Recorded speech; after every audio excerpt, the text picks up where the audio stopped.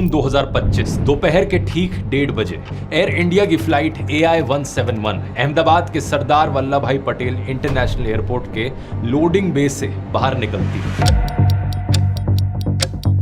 अब वैसे तो इसे दोपहर के 1:10 पर ही लंदन के लिए उड़ान भर लेनी चाहिए थी, लेकिन आज ये फ्लाइट लेट थी। यहां इस्तेमाल किया जा रहा था बोइंग का 787 ड्रीमलाइनर हवाई जहाज और इस दिन ये इस प्लेन की पहली फ्लाइट नहीं थी। इससे पहले करीब 12 घंटे पहले ये प्लेन पेरिस से दिल्ली आया था और फिर सुबह इसने दिल्ली से अहमदाबाद की फ्लाइट ली। इसी फ्लाइट में बैठे थे एक पैसेंजर आकाश वत्सा, जिन्होंने एक बड़ी ही अजीब चीज नोटिस करी। इन्होंने देखा कि प्लेन के विंग फ्लैप्स लगातार ऊपर नीचे हो रहे थे और प्लेन का एसी भी ठीक से काम नहीं कर रहा था। This AC is not working. Look at everyone. बाद में इन्होंने इस इंसिडेंट का वीडियो भी सोशल मीडिया पर शेयर किया। इनका कहना था सिर्फ एसी ही नहीं, प्लेन का एंटरटेनमेंट सिस्टम, रिमोट कंट्रोल कुछ भी ढंग से काम नहीं कर रहा था। In-flight entertainment is not working.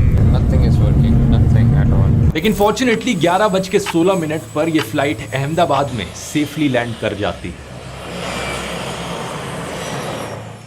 करीब 12:20 पर इस प्लेन की रीफ्यूलिंग करी जाती है और एग्जैक्टली 42 मिनट्स का समय लगता है इस प्लेन में फ्यूल भरने में, जो कि यूजुअल से थोड़ा सा ज्यादा है। आमतौर पर 30 से 35 मिनट का समय लगना चाहिए। एक DGCA के ऑफिशियल बाद में इंडियन एक्सप्रेस को बताते हैं कि ये कोई आउट ऑफ ऑर्डिनरी चीज नहीं थी, थोड़ा सा ज्यादा समय लग सकता है फ्यूल भरने में एक ऐसी मैक्स पेलोड फ्लाइट के लिए। लेकिन जब फ्यूल भर रहा था, पैसेंजर्स प्लेन में चढ़ रहे थे। एग्जैक्टली 242 लोग इस प्लेन में चढ़ते हैं। 230 पैसेंजर्स, 10 क्रू मेंबर्स और 2 पायलट्स। प्लेन की कमांड संभाले हुए थे कैप्टन सुमित सबरवाल, जिनके पास 8200 आवर्स का फ्लाइंग एक्सपीरियंस था।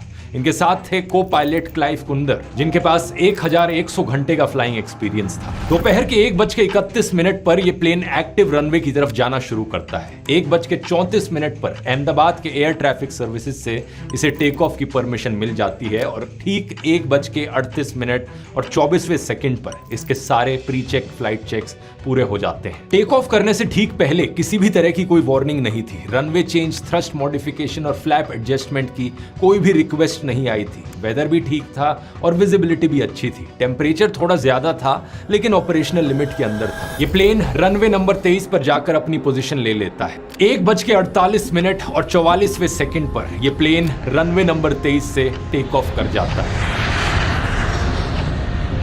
अगर आप इस इंटरनेशनल एयरपोर्ट को सैटेलाइट इमेजरी से देखेंगे तो आपको दिखेगा कि इसमें एक ही रनवे है और चारों तरफ ये एयरपोर्ट घिरा हुआ है रेजिडेंशियल एरियाज। इन्हीं आसपास के घरों में रह रहा था एक 17 साल का लड़का आर्यन, जो उस समय पर अपने दोस्तों को दिखाना चाहता था कि एक प्लेन कैसे उड़ता है, तो वो अपना फोन निकालकर वीडियो फिल्म करने लगता है। इसके द्वारा लिए गए वीडियो में देखने को मिलता है कि कैसे प्लेन का लैंडिंग गियर ऊपर नहीं आया है। 1:38:55 पर प्लेन हवा में 625 फीट की हाइट पर पहुंचता है, लेकिन इससे ऊपर नहीं जा पाता। कुछ ही सेकंड्स बाद पायलट्स एयर ट्रैफिक कंट्रोलर को कॉल करके कहते हैं, Thrust not achieved. Falling. Mayday. इसके बाद प्लेन का ATC से कांटेक्ट टूट जाता है और ATC फिर से कांटेक्ट करने की कोशिश करता है, लेकिन उधर से कोई जवाब नहीं मिलता। 1:39:13 पर प्लेन नीचे गिरने लगता है और सिर्फ 34 सेकंड्स, टेक ऑफ करने के सिर्फ 34 सेकंड्स बाद ये प्लेन एयरपोर्ट से लगभग 1.5 किलोमीटर दूर रेजिडेंशियल एरिया मेघनानी नगर में BJ मेडिकल कॉलेज के एक हॉस्टल में जाकर क्रैश कर जाता है और इस हॉस्टल में आग लग जाती है।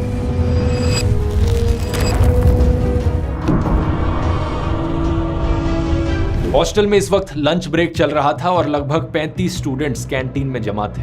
एकदम से प्लेन आकर कैंटीन से टकरा गया। किसी स्टूडेंट को समझ नहीं आया कि ये क्या हुआ है। अपनी जान बचाने के लिए स्टूडेंट्स खिड़कियों से कूदने लगे। कोई 2nd फ्लोर से कूदा तो कोई 3rd फ्लोर से। वहां पास रहने वाले लोगों ने बताया कि जब प्लेन मेडिकल कॉलेज के हॉस्टल से जाकर टकराया तब एक बहुत ही तेज आवाज सुनाई दी और उन्हें लगा कि जैसे कोई भूकंप आ गया हो। जब उन्होंने बाहर आकर देखा तो चारों तरफ सिर्फ धुआं था और जमीन पर मलबा पड़ा हुआ था। प्लेन में मौजूद सभी लोगों में से सिर्फ एक पैसेंजर जिंदा बचे, विश्वास कुमार रमेश, एक ब्रिटिश सिटीजन जो इमरजेंसी एग्जिट के पास सीट नंबर 11A पर बैठे थे। इनका कहना है कि प्लेन के जिस साइड इनकी सीट मौजूद थी, प्लेन का वो हिस्सा चांस की बात है जमीन की तरफ गिरा। उन्हें बाहर खाली जगह दिखी तो वो इमरजेंसी एग्जिट से बाहर आ गए, लेकिन प्लेन का दूसरा हिस्सा दीवार से ब्लॉक था। इसी कारण से कोई और बाहर नहीं आ पाया। सरकार ने अभी तक ऑफिशियल टोल नहीं बताया है एग्जैक्टली कितने लोग यहाँ मारे गए, लेकिन अनुमान है कि ये नंबर 270 से भी ज्यादा होगा। ये प्लेन क्रैश इतिहास के पन्नों में लिखा जाएगा, दुनिया के सबसे खौफनाक क्रैशेस में से एक। सवाल सबके मन में